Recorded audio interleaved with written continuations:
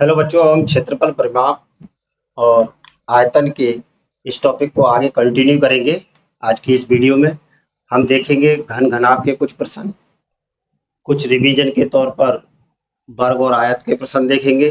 तो हम वर्ग और आयत से संबंधित सूत्र आपको बता दिए थे उस वीडियो में। आज देखेंगे घन का जो आयतन होता है वो होता है भुजा की घात 3, यानी कि ए की घात 3, ए गुणा ए गुणा ए गुणा ए, यानी कि इसकी लंबाई चौड़ाई ऊंचाई सब बराबर होती है। आपने बॉक्स देखा होगा, जो बराबर हो, जिसकी सभी भुजाएं, वो हमारा घन होता है। ये घन का पृष्ठीय क्षेत्रफल अगर पूछा जाए तो 6 भुजा स्क्वायर होता है। घनाभ का आयतन लंबाई गुणा चौड़ाई गुणा ऊंचाई होता है। घनाभ का कुल पृष्ठीय क्षेत्रफल 2 bracket L B plus B H plus H L, यहाँ पर एल लंबाई, बी चौड़ाई, चौड़ाई ऊंचाई, ऊंचाई लंबाई। इस फार्मूले की मदद से हम पृष्ठीय क्षेत्रफल निकाल सकते हैं घनाभ का। तो आइए पहला सवाल देखते हैं। पहला प्रश्न है हमारा, एक वर्गाकार क्षेत्र को 3.20 प्रति मीटर यानी 1 मीटर घेरने, यानी कि उसकी बाढ़ करने में, घेरने में 208 रुपया खर्च होता है। यानी कि 1 मीटर का खर्च हो रहा है 3 रुपया 20 पैसा, और कुल खर्चा है 208 रुपया। तो कुल कितने मीटर परिमाप है? तो परिमाप यानी कि चारों तरफ से जो घेरना होता है वो क्या होता है? परिमाप। तो परिमाप होगा 208 बटे 3.20। पॉइंट हटाओ, 2 जीरो बढ़ेंगे, एक जीरो से एक जीरो काट दो, 8 से काटेंगे 8 चौक 32, 8 दूनी 16, 4 बचे 48, 8 छंग 48, और ये जीरो। तो ये हो जाएगा 260 बटे 4। 4 से काटेंगे 4 छंग 24, 2 बचे 4 पंजे 20, यानी कि 65। तो परिमाप आ गया 65। तो भुजा कितनी आ जाएगी? भुजा होती है हमारी परिमाप बटे 4, परिमाप बटे 4। 4 से भाग करो, 4 दूनी 4 एकम 4, 2 बचे 25, 4 छंग 24 बटे 1 बटे 4 मीटर। यानी कि जहां हमको 16 दिख जाएगा, आगे हम नहीं करेंगे। तो पहला ऑप्शन सही है इस प्रश्न का। अगला प्रश्न देखते हैं हम।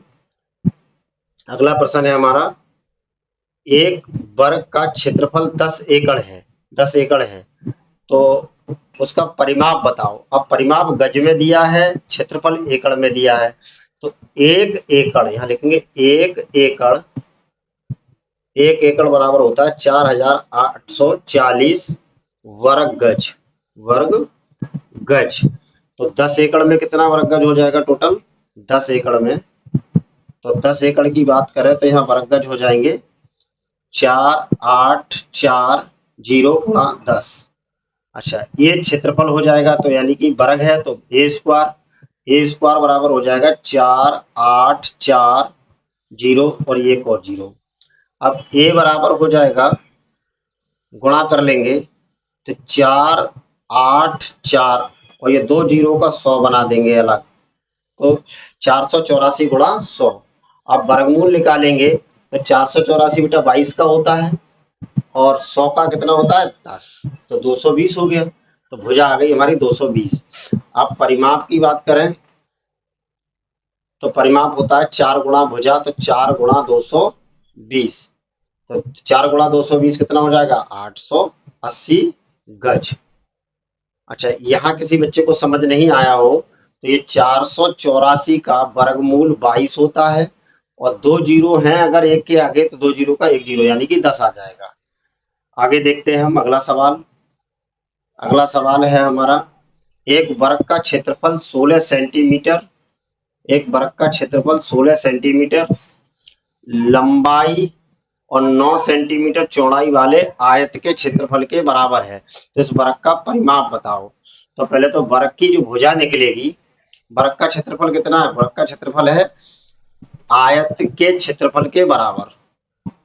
ठीक है, तो इसको लिख सकते हैं, 16 को लिख सकते हैं 4 गुणा 4, 3 को 9 को लिख सकते हैं 3 गुणा 3, ये 9 लिख दिया, ये 16 को तोड़ दिया। अब ये हो गया हमारा ए गुणा ए, इस जोड़े में से एक भुजा ए, तो इस जोड़े में से एक 4, इस जोड़े में से एक 3, तो ये आ गया हमारा 12। तो भुजा आ गई 12। अब हमको बताना है परिमाप, तो परिमाप बराबर कितना होता है? परिमाप होता है 4 गुणा भुजा, तो 4 गुणा 12, 12 चौक 48, यानी कि ऑप्शन नंबर हमारा सी बिल्कुल सही है। और ये सेंटीमीटर में आएगा। अगला सवाल देखते हैं। अगला सवाल है हमारा, एक वर्गाकार टाइल की भुजा 12 सेंटीमीटर है, यानी कि एक वर्गाकार टाइल है जिसकी सब भुजाएं 12 12 होंगी, क्योंकि वर्गाकार है तो इसकी ऑल साइड आर इक्वल। अब एक दीवार है कुछ ऐसे ऐसे ऐसे, इसकी चौड़ाई तो है 4.5, लंबाई है 8। इसमें ये टाइलें लगानी है, ऐसे चिपकानी है, ऐसे टाइलें ऐसे। तो कितनी टाइलें लग जाएंगी, तो कितनी टाइलें लगेंगी, तो टाइलों की संख्या बराबर दीवार का क्षेत्रफल, तो दीवार का क्षेत्रफल आएगा 8। अब ये है सेंटीमीटर में और ये है मीटर में, तो इन मीटर को सेंटीमीटर में बनाएंगे, तो 8 को सेंटीमीटर में यानी कि 2 जीरो गुणा 4.5 को बनाएंगे तो 1 जीरो तो दशमलव की वजह से हट जाएगा, 1 जीरो रहेगा क्योंकि यहाँ दशमलव था, इस वजह से 1 जीरो रहेगा, बटे 12 गुणा 12 2 बार आ जाएंगे। ठीक है, इसको हम 4 से काटते हैं, 4 से इसको काटेंगे तो ये आ जाएगा 200, 4 से इसको काटेंगे तो ये आ जाएगा 3, 4 तिया 12 3, इसको 4 से काटेंगे तो ये भी 3, इसको 4 से काटेंगे तो ये आ जाएगा 50 ना 50। अब इसको 3 से काटेंगे तो ये आ जाएगा 15, यानी कि 150। फिर इसको 3 से काटेंगे तो ये आ जाएगा 50। अब ये 50 और ये 50 की गुणा करेंगे तो ये आ जाएगा 2500, 55 25 2 जीरो, तो ये ऑप्शन 2 सही हो जाएगा इस सवाल का। अगला सवाल देखते हैं। एक वर्गाकार कमरे के चारों दीवारों का क्षेत्रफल 60 वर्ग मीटर है, 60 वर्ग मीटर है। कमरे की चारों दीवारों के क्षेत्रफल का सूत्र होता है 2 ब्रैकेट लंबाई प्लस चौड़ाई और गुणा ऊंचाई, बराबर दिया है हमको 60, ये लिख लिया 60। अब कह रहा है तथा ऊंचाई 3 मीटर है तो उसके फर्श का क्षेत्रफल कितना होगा, तो उसके फर्श का क्षेत्रफल कितना होगा। वर्गाकार कमरे के चारों दीवारों का क्षेत्रफल इतना, यदि उसकी ऊंचाई, चारों दीवारों का क्षेत्रफल 60, अगर ये वर्ग है तो इसमें 2 वर्ग की भुजा लग जाएगी हमारी यहाँ पर 2a गुणा h की जगह 3 बराबर 60, यानी कि एल भी ए हो जाएगा, बी भी ए हो जाएगा अगर वर्ग के केस में। तो ये 2 से काटेंगे तो ये 30 हो गया, 2 से फिर काटेंगे तो ये 15 हो गया, 3 से काटेंगे तो ये 5 हो गया, तो ए का मान आ गया 5। अब फर्श का क्षेत्रफल हमसे पूछा है, तो वर्ग का क्षेत्रफल होता है ए स्क्वायर यानी 5 का स्क्वायर, 5 का स्क्वायर यानी कि 25, तो ये आ गया हमारा 25, दूसरा ऑप्शन सही हो जाएगा इस सवाल के लिए। अगला सवाल देखते हैं। स्वीटी 75 मीटर भुजा वाले एक वर्ग के किनारे किनारे दौड़ती है, यानी कि स्वीटी दौड़ती है 75 मीटर भुजा वाले किनारे किनारे, तो यहाँ लिखो स्वीटी। तो स्वीटी का परिमाप हो गया, स्वीटी जो जिस वर्ग में दौड़ रही है उसका परिमाप हो गया 4 गुणा 75। अच्छा, दूसरी है बुलबुल। बुलबुल बुलबुल दौड़ती है 60 मीटर लंबे और 45 मीटर चौड़े, यानी कि एक आयताकार के आगे, तो इसका क्षेत्रफल परिमाप निकलेगा 2 ब्रैकेट 60 प्लस 45 लंबाई प्लस चौड़ाई। चलो इसे कैलकुलेट कर लेते हैं।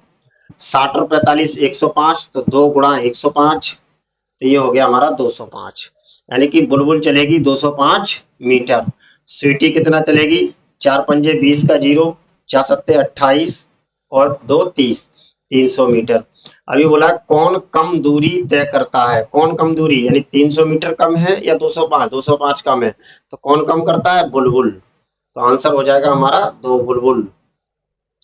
अगला सवाल देखते हैं। अगला सवाल है हमारा, टिंकी 75 मीटर भुजा वाले वर्गाकार मैदान के किनारे किनारे 3 चक्कर लगाती है। कितने चक्कर लगाती है, 3 चक्कर लगाती है। तो यहाँ तो लिखो पिंकी,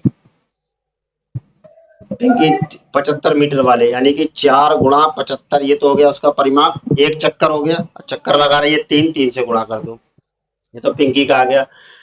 बॉब बॉब लंबाई 160 मीटर, एक है बॉब, जो बॉब है या बॉबी जो भी है, बॉब है वो 160 मीटर, और मतलब यहाँ पर आयताकार है ये, तो आयत का परिमाप होता है 2 ब्रैकेट लंबाई प्लस चौड़ाई। लंबाई 160 दी है, चौड़ाई 105 दी है। तो अगर मैदानी किनारे किनारे 2 चक्कर लगाता है, तो इसकी गुणा करनी है हमको 2 से। तो यहाँ पर 160 और 100, 260 और 5, 265, और ये 2 दूनी 4, 4 गुणा 265 गुणा करेंगे, 4 पंजे 20 का 0, 4 छक 24 और 2 26, 4 दूनी 8 और 2 10, 1060 मीटर ये बॉब की दूरी हो गई। पिंकी की 75 चौका 300 होता है, और गुणा 3, तो ये हो गया 900 मीटर। तो पिंकी तो कितना चली 900 मीटर, बॉब कितना चला 1060 मीटर। अब ये पूछ रहा है मीटर आयताकार मैदान के किनारे किनारे 2 चक्कर लगाता है, कौन अधिक दूरी तय करता है? तो कौन अधिक करता है? बॉब। तो आंसर तो बॉब वाला रहेगा, पिंकी वाला तो आंसर होगा नहीं, यानी पिंकी वाले दोनों आंसर कट जाएंगे। कितना 900 से 1060 कितना ज्यादा है?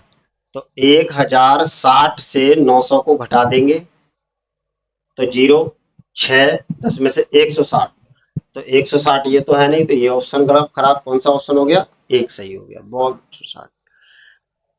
अगला सवाल देखते हैं। अगला सवाल है हमारा 300 मीटर भुजा वाले वर्गाकार बगीचे के चारों ओर बाड़ बनाने का व्यय 20 रुपया प्रति मीटर की दर से ज्ञात कीजिए। तो चारों ओर बाड़ लगाना है, तो परिमाप है, ये क्या है? परिमाप।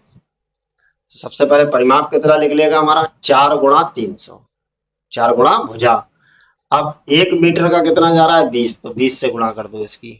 अब ये सब गुणा कर लेंगे हम, तो 4 की 20, 300 चौका 1200 हो गया, ये 1200 रुपया हो गया, गुणा 20, 2 की गुणा 12 से करेंगे तो 24 आ जाएगा। अब ये 2 जीरो जे और 1 जीरो ये, 3 जीरो लगा दो, तो इतना रुपया खर्च हो रहा है भाई 24,000। किसमें ऑप्शन में है? ऑप्शन चौथे में। ठीक है, अगला सवाल देखते हैं बेटा। अगला सवाल है हमारा, यदि एक वर्ग की भुजा में 10% की वृद्धि कर दी जाए तो उसके क्षेत्रफल में कितने प्रतिशत की वृद्धि होगी? ये सवाल हम पिछले उसमें देख चुके हैं, यानी कि उसमें वृद्धि हो रही है हमारी 10% की। तो सूत्र लगाएंगे a गुणा a बटे 100। पिछली वीडियो में हमने ऐसे सवाल, बहुत सारे सवाल कराए हैं। तो यहाँ 10 प्लस 10 गुणा 10 बटे 100, तो 0 0 0 0, ये कट गया हमारा, तो यहाँ आ जाएगा एक एकम एक, तो ये हो गया हमारा 20, और ये एक एकम एक यानी कि 1, तो 20 और 1 21% की वृद्धि हो जाएगी। कौन से ऑप्शन में? ऑप्शन नंबर 1 में। अगला सवाल देखते हैं हम।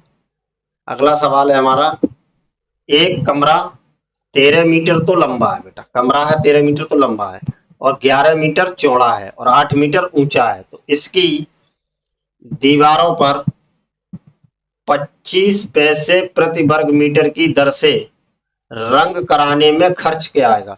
यहाँ पर शब्द आ गया वर्ग मीटर, तो इसका मतलब है कमरे की चारों दीवारों का क्षेत्रफल।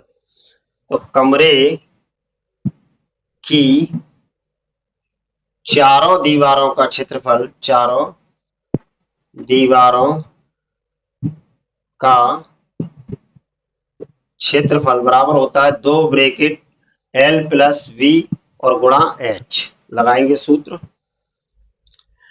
2 13 मीटर लंबा है, 11 मीटर चौड़ा है, ये जोड़ दिए, ऊंचा कितना है? 8।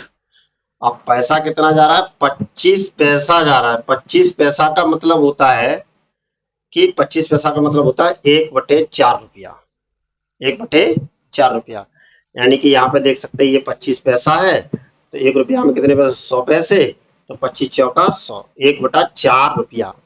अब यहाँ पर देखेंगे तो 2 13 और 11 24, और ये 4 दूनी 8, तो ये केवल आ जाएगा 2। तो 4 की, और अब यह देखो 24 दूनी 48 और 48 दूनी 96, 96। तो 96 रुपया हो जाएगा, बी आंसर हो जाएगा। अगला सवाल देखते हैं बेटा। अगला सवाल है हमारा, एक घनाकार बक्सा का आयतन क्या है जिसकी कोर 3 मीटर लंबी है, जिसकी प्रत्येक कोर 3 मीटर लंबी है। अब घनाकार है, 3 मीटर लंबी कोर है, तो भुजा ए बराबर दिया है 3 मीटर। हमसे पूछा है आयतन के बारे में, तो आयतन होता है ए की घात 3, इसका मतलब होता है ए गुणा ए गुणा ए। 3 बार 3 गुणा 3 गुणा 3 गुणा 3, 3 तिया 9 तिया 27, ये कितना हो गया 27, तो 27 आंसर आ गया। और आयतन हमेशा घन मीटर में आता है, घन मीटर में, अगर मीटर में भुजा दे रखी है तो। और इसको हम ऐसे भी लिख सकते हैं मीटर की घात 3, इसको भी घन मीटर ही पढ़ते हैं। अगला सवाल देखते हैं बेटा। अगला सवाल है हमारा, उस घन का आयतन क्या होगा जिसकी भुजा 5 है। यहाँ पर 5 दे दी, ए बराबर 5 सेंटीमीटर है, यहाँ ध्यान रखना है। तो हो जाएगा ए गुणा ए गुणा ए गुणा ए, यानी 5 गुणा 5 गुणा 5 गुणा 5, पचम 25, और 25 पंजे 125, 125। अगर 5 भुजा दिख जाए तो जिसका चाहे वर्ग करो तभी लास्ट में 25 आएगा, और घन करोगे तब भी 125 आएगा, यानी लास्ट में 25 आएगा। तो 25 ऑप्शन वाला सवाल देख के टिक कर देना है हमको। एक घन का आयतन 3375 है, कितना 3375 घन मीटर है, तो इसकी भुजा ज्ञात करो। तो भुजा ए बराबर, घन के केस में क्या होता है, यहाँ पर 3 लगाते हैं, यानी घनमूल 3375। अब इसमें लास्ट में 5 दे रखा है, तो इसका जो भी घन आएगा, जो भी घन आएगा, यानी कि यहाँ लास्ट में 5 है, तो इसका जो भी घनमूल आएगा उसके लास्ट में 5 ही होगा। तो इस तरह से 15 इसका आंसर है। अब जो बच्चों को पता है वो यहाँ पर कर सकते हैं, 15 से इसे काटेंगे, घनमूल में 15 से काटेंगे तो 15 दूनी 30, 3 बचा, 15 दूनी 30 और 15 पंजे 75, हाँ 15 पंजे 75 गुणा 15। अब 225 का मतलब होता है 15 गुणा 15, और एक 15 ये, और घनमूल का मतलब होता है, ये 3 लगे होते हैं, इसका मतलब होता है कि 3 में से 1 निकालो, 15 मीटर। और सबसे आसान ट्रिक ये है कि अगर ये लास्ट में 5 है तो इसका घनमूल में भी लास्ट में 5 ही आएगा, घनमूल में भी लास्ट में 5 ही आएगा। अगला सवाल देखते हैं। अगला सवाल है हमारा, उस घन की भुजा क्या होगी जिसका पृष्ठ क्षेत्रफल 216 है, जिसका पृष्ठ क्षेत्रफल 216 है। तो घन का पृष्ठ क्षेत्रफल होता है ए 6a स्क्वायर बराबर 216। अब 6 से काटो, 6 एकम 6, 6 तिया 18, 6 चंग 36, यानी ए स्क्वायर बराबर 36, और 36 का मतलब 6 गुणा 6, तो एक ए बराबर कितना आ जाएगा 6 सेंटीमीटर। 6 सेंटीमीटर ऑप्शन नंबर 1 में है, तो एक सही जवाब है इस सवाल के लिए। अगला सवाल, उस घनाभ का आयतन कितना होगा जिसकी लंबाई 5 सेंटीमीटर, यानी L बराबर 5 सेंटीमीटर, चौड़ाई B बराबर 3 सेंटीमीटर और ऊंचाई H बराबर 2 सेंटीमीटर। तो 5 तिया 15 दूनी 30, यानी कि ऑप्शन नंबर 3 सही है। देखते हैं आयतन। आयतन के लिए सूत्र लगाते हैं, L गुणा B गुणा H, L गुणा B गुणा H। तो 5 गुणा 3 गुणा 2, 5 तिया 15, 15 दूनी 30, तो 30 सेंटीमीटर क्यूब। ये ऑप्शन नंबर 3 हमारा सही हो जाएगा। अगला सवाल देखते हैं। अगला सवाल है, एक घन और घनाभ के आयतन आपस में बराबर है। यदि घनाभ की विमाएं 18 यानी लंबाई है, चौड़ाई 12 है, ऊंचाई 8 है, तो घन की विमा बतानी है हमको। किसकी विमा बतानी है? घन की विमा बतानी है। तो घनाभ और घन की, घनाभ का आयतन होता है L गुणा B गुणा H, और इसके आयतन होता है ए की घात 3, यानी ये घनाभ का आयतन हो गया, ये घन का आयतन हो गया। सवाल में किया दोनों का आयतन बराबर है, हमने बराबर रख लिया, ठीक है। यहाँ एल की जगह 18, बी की जगह 12, एच की जगह 8 और यहाँ ए की घात 3। यहाँ 3 के जोड़े हमको बनाने हैं, 3 के जोड़े बनाने हैं। तो यहाँ से 9 गुणा 2 हो जाएगा ये, ठीक है। और ये हमारा हो जाएगा 3 गुणा 4 हो जाएगा और ये हो जाएगा 4 गुणा 2 हो जाएगा, 4 गुणा 2 हो जाएगा। अब 9 का मतलब हो जाएगा हमारा 3 गुणा 3, 2 3 बन गए, एक 3 यहाँ से ले आओ, एक 3 ये हो गया। 2 को देखेंगे तो 2 के 2 तो ये है, तो 2 गुणा 2, 2 गुणा 2, एक 4 में से 2 ले लो तो 1 2 ये आ गया। फिर ये बचा 4 का 1 2 बचा, इस 4 के 1 2 बचे, तो इस तरह से एक 3 में से ये 3 आया, इस 3 में से ये 3 आया, 2 आ गया और इस 2 में से एक ये 2 आ गया। तो 3 दूनी 6, 6 दूनी 12, 12 आंसर हो गया। तो 12 हमारा इस सवाल के लिए सही जवाब है। इस सवाल के लिए बिल्कुल सही जवाब है हमारा 12 आंसर।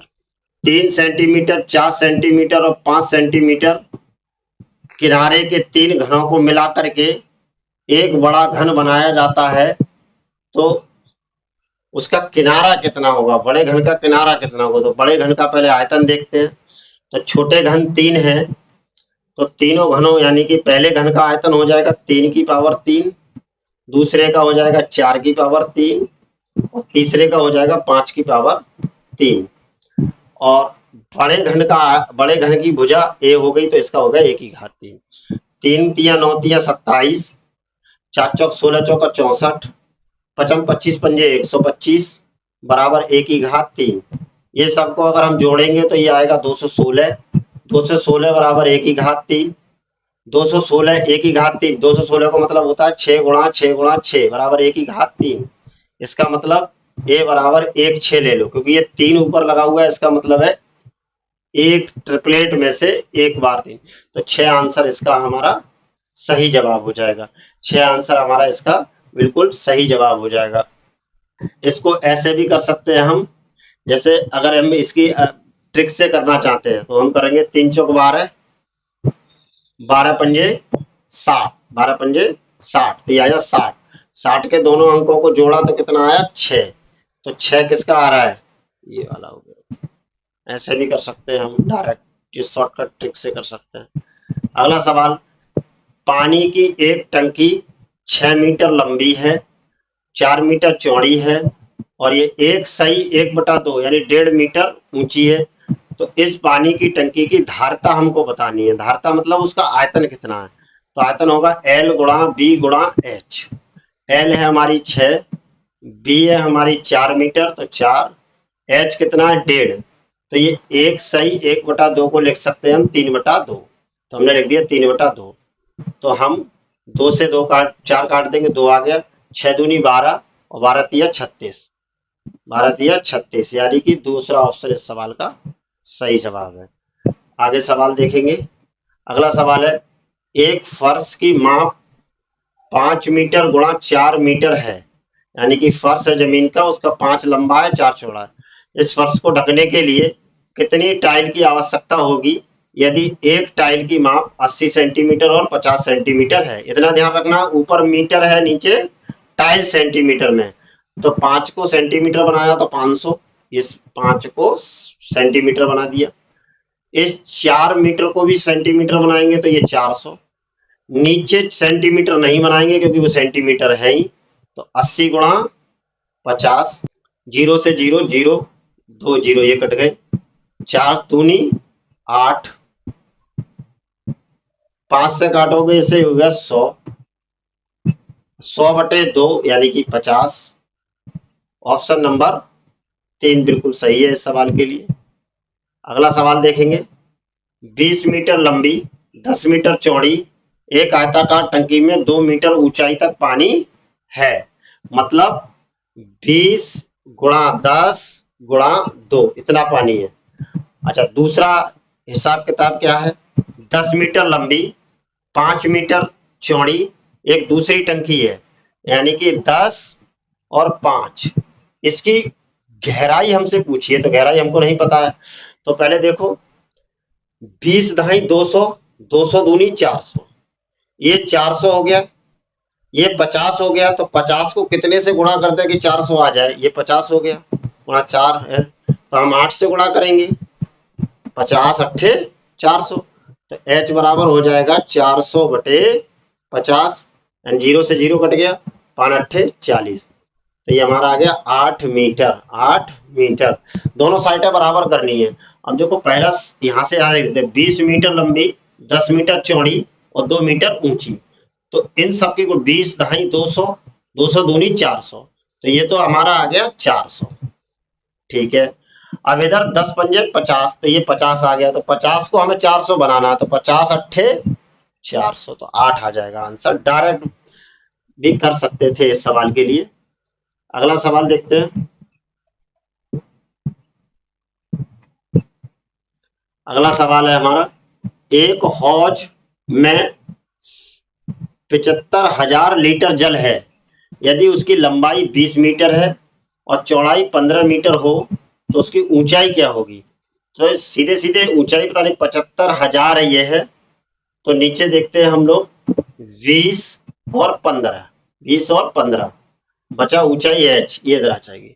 अब देखते हैं 15 दूनी, एक जीरो से जीरो काट दो, 30 हो जाएगा, ये 15 से काट दो, 15 पंजे 75, 2 जीरो, ये होगा ऊपर 500, तो 500 बटे 2, तो मतलब 500 बटे 2 का मतलब हो गया 250 मीटर, जो कि ऑप्शन 1 में है। नीचे देखो डायरेक्ट देखो, इसमें 3 जीरो हैं और 20 और 15 की गुणा करके आ जाएगा 300, यानी कि 2 जीरो आ जाएंगे, 1 जीरो की जरूरत पड़ेगी, तो इनमें तो जीरो है ही नहीं, इसमें 2 जीरो इसलिए नहीं होगा, इसमें 1 ही जीरो की जरूरत पड़ेगी हमें।